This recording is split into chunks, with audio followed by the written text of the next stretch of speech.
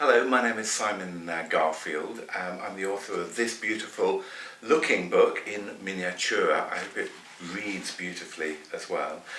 It's an attempt to really bring the whole world down to size and help us understand the world at a much smaller scale. And I think that's why we're so interested in miniature things. So when I was a kid, when I was at school, I remember my parents took me to a wonderful model village not far from where I live now in London, and it was an amazing thing because I felt like I was in control. I felt that I understood how a village worked. There was a model railway, and there was obviously, a model library and a school and a football ground and all that. And I felt as a kid that I was in charge. And I think as adults, we want to feel that we have some element of control over a very, very large and sometimes confusing world. And one way we do that is to bring it down to size. So the book looks at all sorts of things. It looks at the Queen's doll's house here, which is at Windsor Castle. It looks at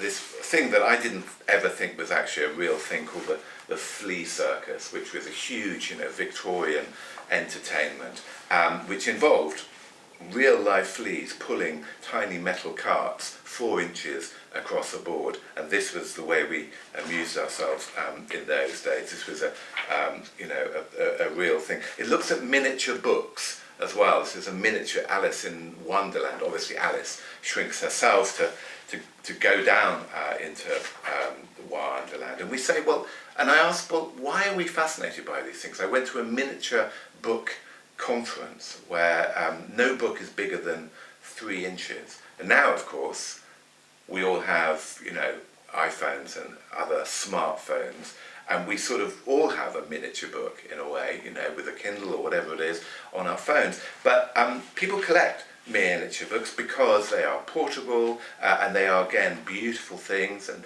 the story goes back to really the 15th century and the beginning of printing, and how it was so important to carry around a lot of religious texts, again in the miniature side. And then I look at art. I look at the art of the Chapman brothers, and I look at Ai Weiwei. I don't know if you can see that here, but this is a model of Ai Weiwei incarcerated in prison in China.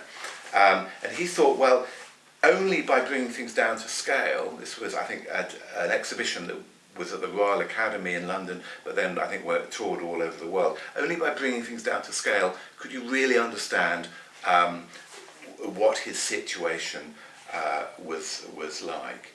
And the book ends, the book ends with me, really. This is a miniature version of me. So I was brought down to scale by a 3D printing machine.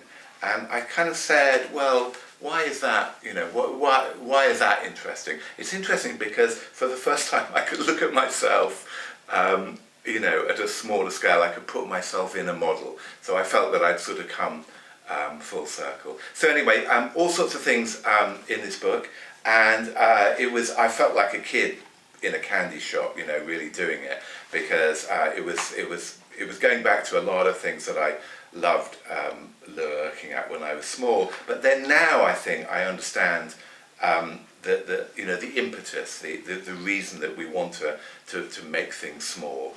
And some people are so obsessed that they spend their whole lives on it. Now, I only spent a couple of years working on this book, and I kind of hope that there's enough here to entertain you for a few hours. Anyway, thanks very much.